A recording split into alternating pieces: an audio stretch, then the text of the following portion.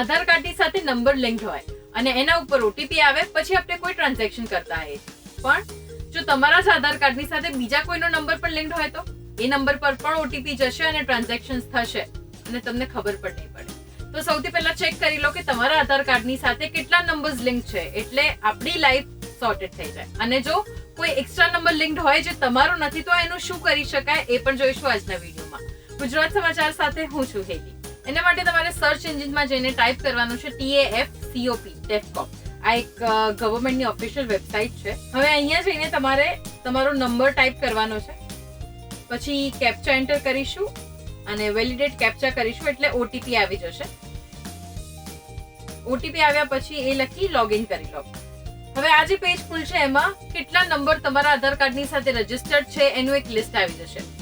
મારા આધાર કાર્ડની સાથે તો ખાલી મારો જ નંબર લિંક છે એટલે મને ટેન્શન નથી. પણ જો આમાં સપોઝ 2-3 નંબર આવ્યા હોય અને એક જ નંબર તમારો નથી તો એના માટે તમારે અહીંયા ક્લિક કરી લેવાનું રહેશે નોટ માય નંબર અને પછી એને રિપોર્ટ કરી દો.